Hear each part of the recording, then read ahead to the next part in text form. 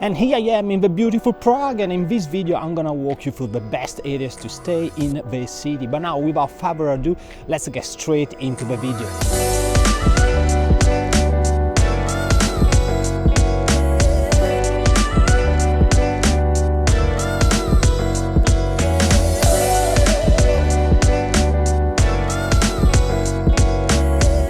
But let me answer straight away the question you are here for. The best place to stay in the city is Prague 1, which is the central area of the city.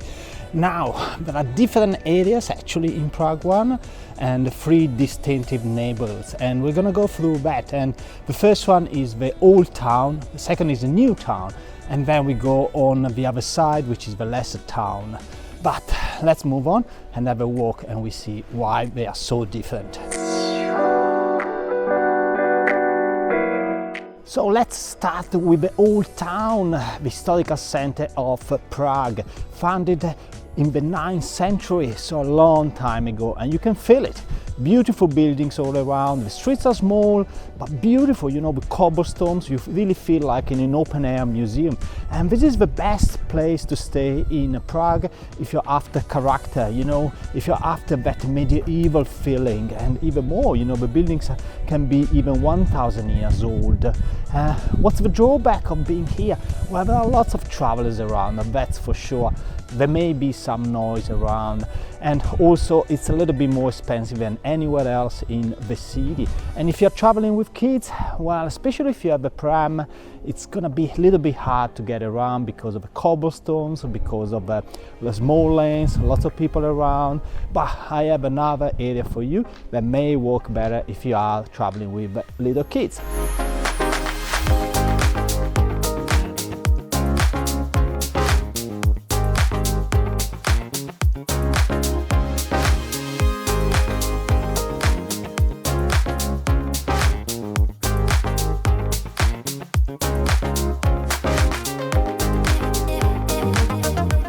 Here I am in Mala Strana, or lesser town, facing the old town on the other side of the river, connected with the famous Charles Bridge, probably the busiest place in the city. Why do you want to stay in Mala Strana?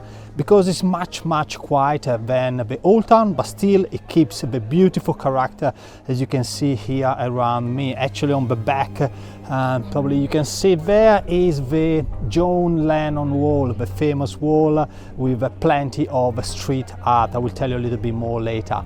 Now, another reason to come here, it's leafy, so it's greener. There are quite a number of parks, so if you come with a family, perfect place to be. Although most of the streets are with cobblestone, so with a pram it's gonna be a challenging walk, to say the least. But you know, plenty of playgrounds. There is an island, it's called Children Island, where there is a fantastic playground for kids, so you have a good time to explore the city. In fact, the castle is just a few meters, you know, it's a stone away, you can walk up to it, but you have a bit of a quiet time. So what's the drawback of staying here? The price wise is similar to Old Town, and also most of the museums are on the other side of the river in the Old Town. There is a Karen Zeman museum here, which I just visited, beautiful, and it talks about the special effects of cinematography back in the days. And if you know my website and my YouTube, I love photography and video, so there was a fantastic time there. But now let's have a walk inside the Mala Strana and see how it is to have a feeling of the area.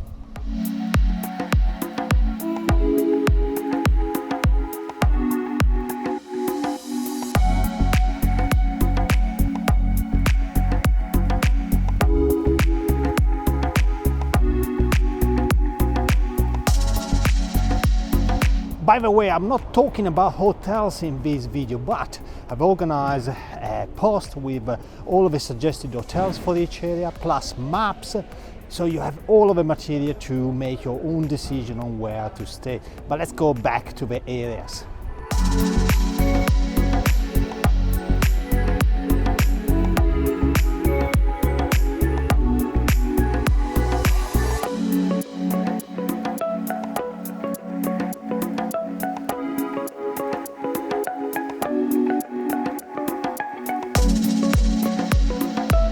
And here I am in the new town of Prague 1. Now the term new can be a little bit deceiving because this part of the city was actually built 700 years ago, so it's not really new as you think.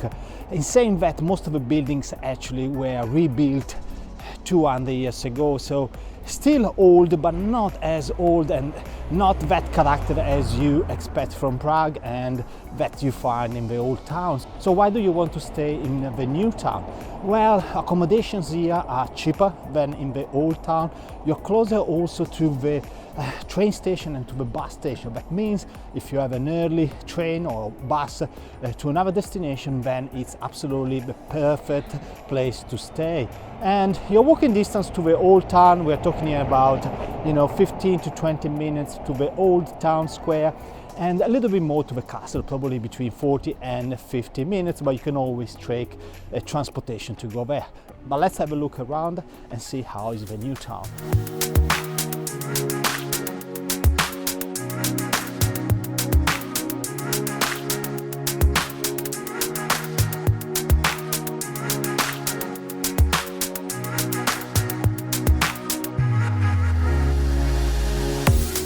We talk about the Prague 1, the central area of Prague, but what about if you want to have more of a local experience? That's where I suggest to come to Vinohrady, which is slightly outside of the central area of the city. But here you have a nice feeling, you have a nice vibe. It's a very cool place, lots of cafes, restaurants and bars. Actually, the name itself means the royal vineyards. This was the area where back in the days, obviously, was all occupied by the vineyards of the royals. Today, there are lots of nice buildings, probably from the 17th, 18th century. Absolutely lovely place. But what's the drawback of staying here? Well, you are a little bit outside from the central area and from the old town. You will need to take every time some sort of transportation. The metro station is here in the main square where I am now. But look, the vibe that today is here. There is a nice local market. It's a beautiful day, by the way, and there are lots of bars with sitting places outside, so it's a complete different experience from what we have seen until now.